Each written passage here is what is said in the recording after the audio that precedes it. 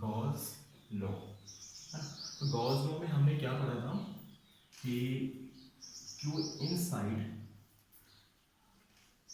Divided by epsilon not equal to integrate vector E dot vector D।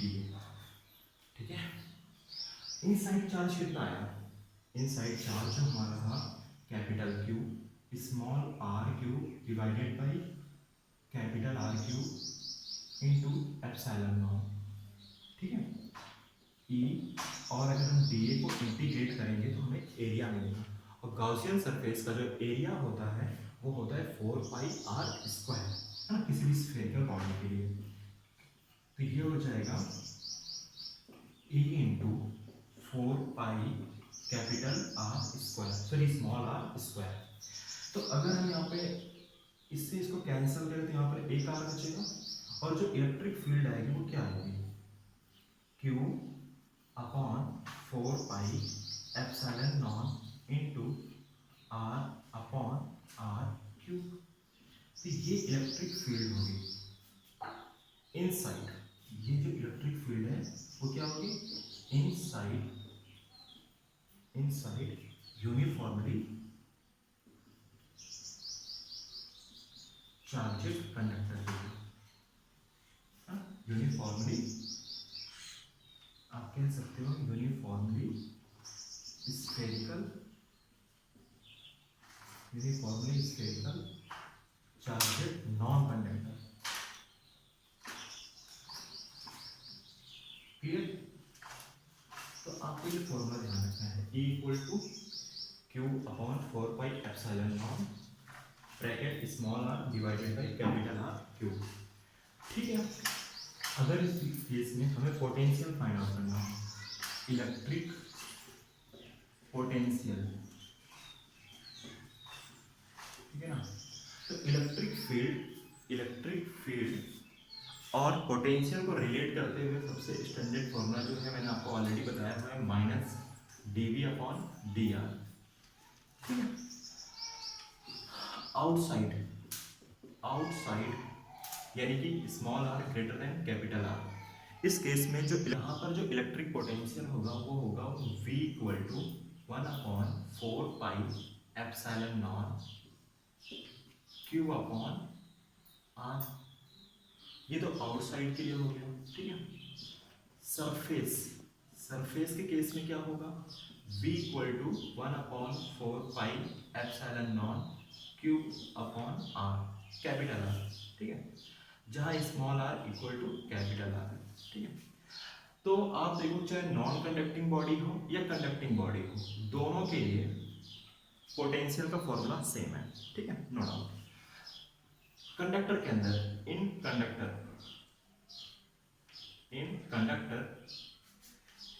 V constant है ना, inside to, या आप कह सकते हो centre to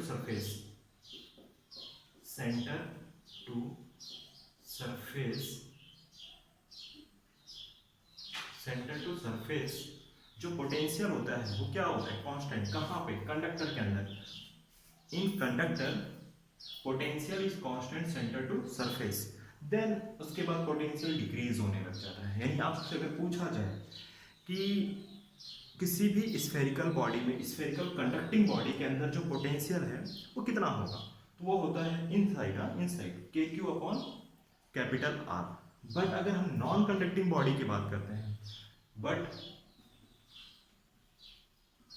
in non conducting body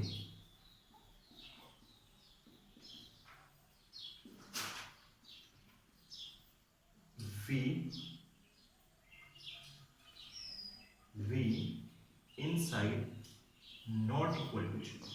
ठीक है, और ना ही कांस्टेंट भी नहीं होगा, not equal to constant, non conducting body. ठीक है, फाइंड आउट करते हैं हम इनसाइड क्या होगा। तो अपने फिर से कंटिन्यू करते हैं ना, यहाँ पे ध्यान से देखें, हमें फाइंड आउट करना है इलेक्ट्रिक पोटेंशियल इनसाइड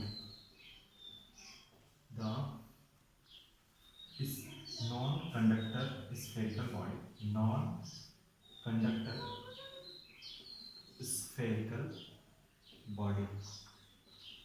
ठीक है, हमें अच्छे से पता है E equal to minus dV upon dr, distance के साथ में इलेक्ट्रिक पोटेंशियल और इलेक्ट्रिक फील्ड कम होती है, रिड्यूस होती है। ठीक है, तो dV इक्वल टू क्या हो जाएगा, माइनस E इंटू dr। ठीक है, और V इक्वल टू क्या हो जाएगा, माइनस, इंटीग्रेट करेंगे इन्फिनिटी से लेके स्मॉल r पर E इंटू dr, इन्फिनिटी को, क्योंकि इन्फिनिटी पे पोटेंशियल जीरो होता है और r डिस्टेंस पे हमें पोटेंशियल फाइंड आउट करना है और सपोज करना है कि ये r है वो इनसाइड है, इनसाइड द स्फेरिकल बॉडी है। इमेजिन करो E1 इक्वल टू, E1 मतलब आप ऐसे एज्यूम करो कि ये आउटसाइड जो इलेक्ट्रिक फील्ड है वो क्या है आपकी, KQ अपॉन R स्क्वायर, और जो इनसाइड है वो इलेक्ट्रिक फील्ड क्या है, KQ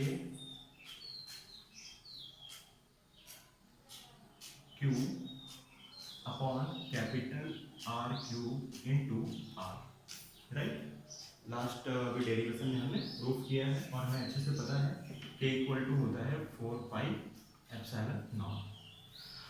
वैल्यू पुट अप करते हैं यहाँ पे, तो V इक्वल टू, अच्छा इसको ब्रेक करेंगे थोड़ा सा इंटीग्रेशन को, तो माइनस इन्फिनिटी से कैपिटल R मतलब सरफेस पर, ये पॉइंट आउटसाइड के लिए होगा, dr प्लस स्मॉल r से,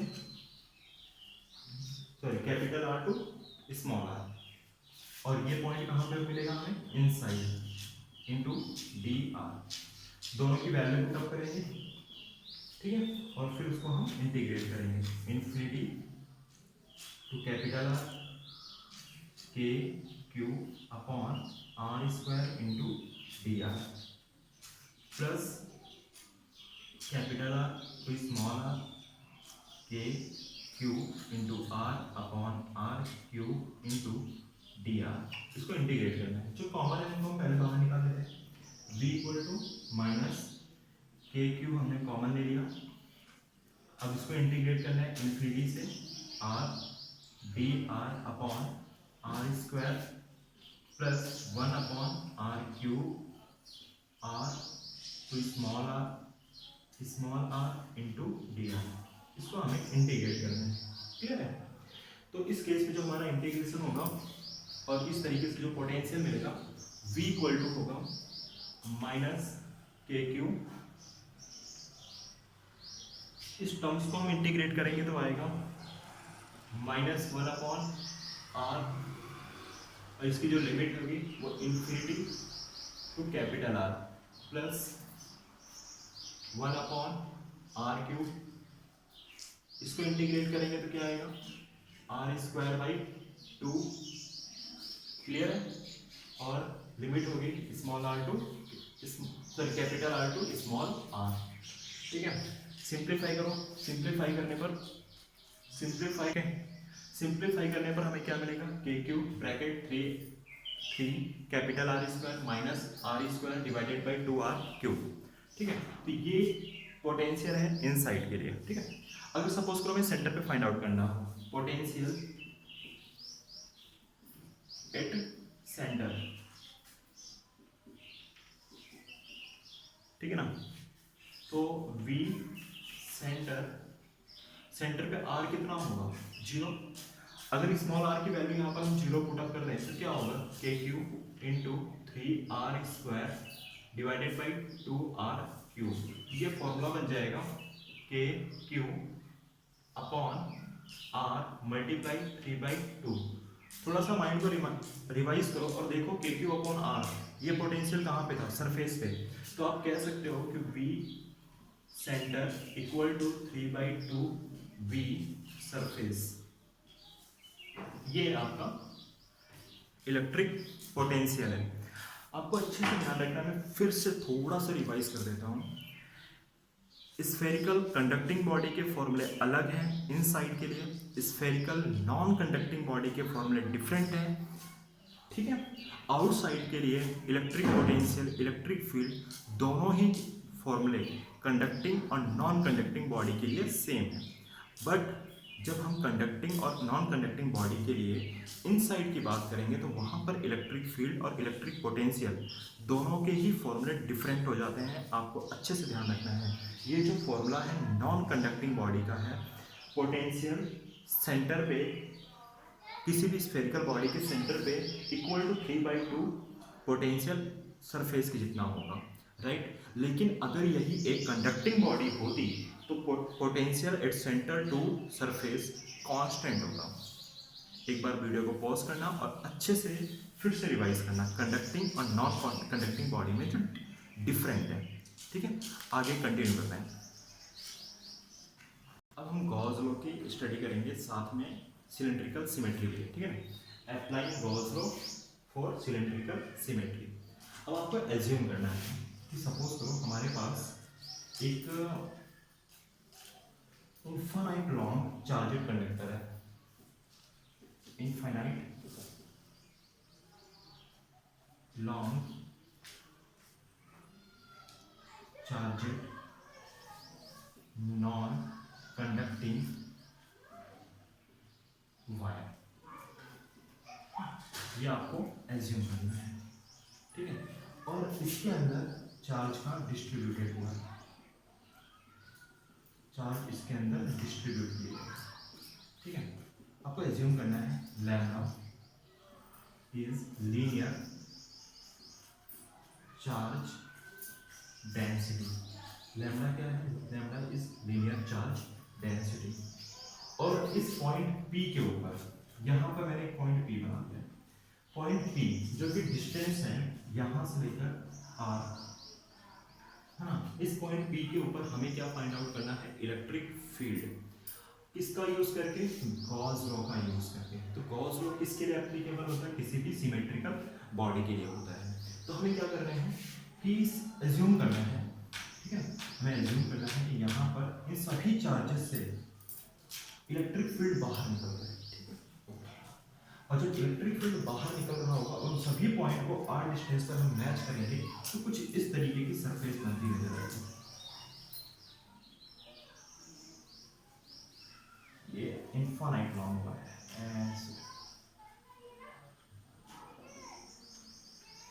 सिमेट्रिकल बॉडी यानी p डिस्टेंस आपको r जितना इधर भी कंसीडर करना होगा, इस साइड।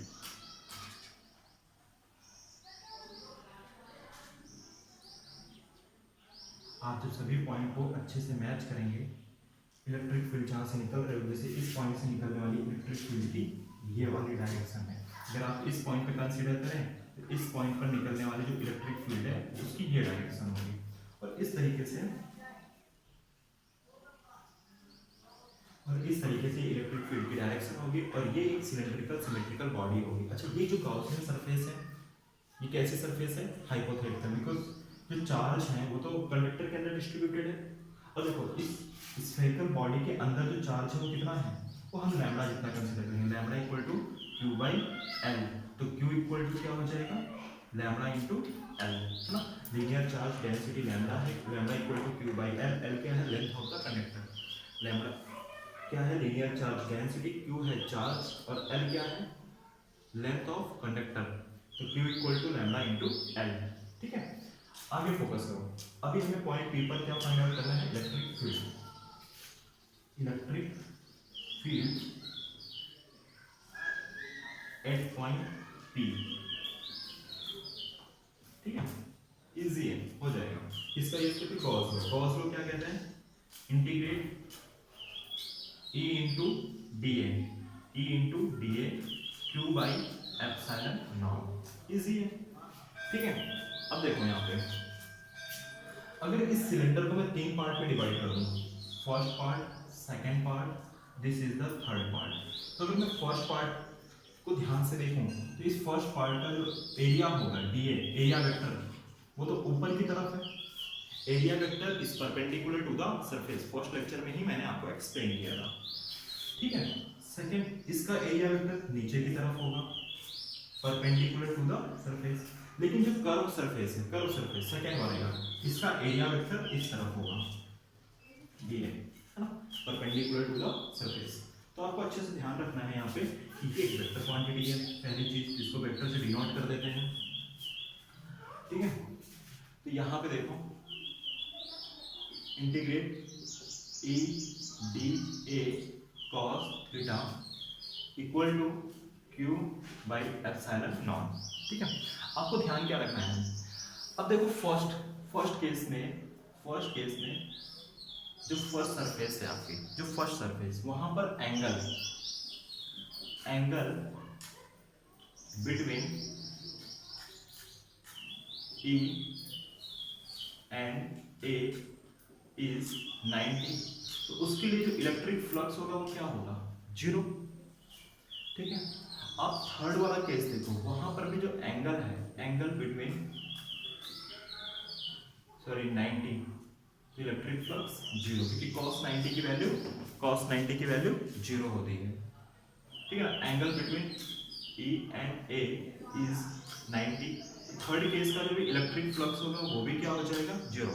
सेकंड केस पे फोकस करो, जो सेकंड सरफेस है आपकी, जो कर्व सरफेस है, curve surface of cylinder, curve surface of cylinder. ठीक है ना, तो वहां पर अगर आप देखोगे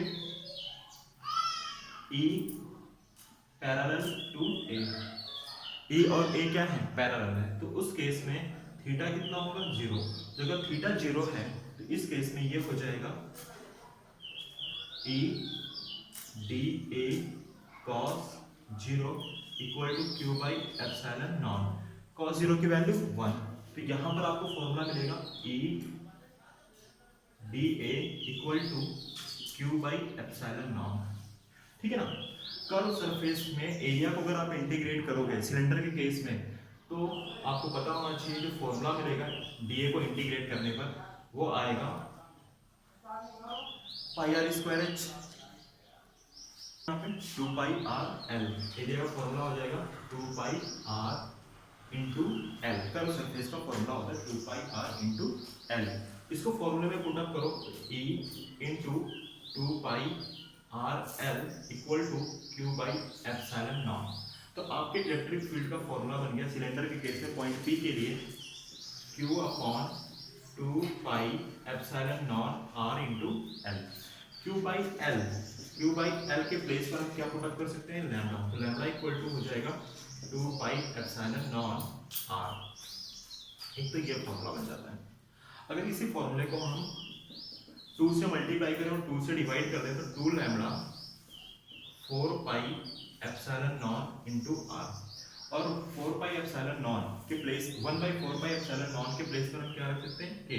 तो ये फॉर्मूला हो जाएगा 2k लैम्डा अपॉन आर। ठीक है, तो ये इलेक्ट्रिक फील्ड का फॉर्मूला हुआ कर्व सरफेस के लिए। सिलेंड्रिकल सिमेट्री में कर्व सरफेस के लिए जो इलेक्ट्रिक फील्ड का फॉर्मूला है वो क्या है, E is equal to lambda upon 2 pi epsilon not into R. Otherwise आप कह सकते हो E equal to 2k lambda by R. K मतलब 1 upon 4 pi epsilon not. 1 upon 4 pi epsilon not की वैल्यू होती है 9 × 10⁹। क्लियर है, इसको अच्छे से नोट करते हैं।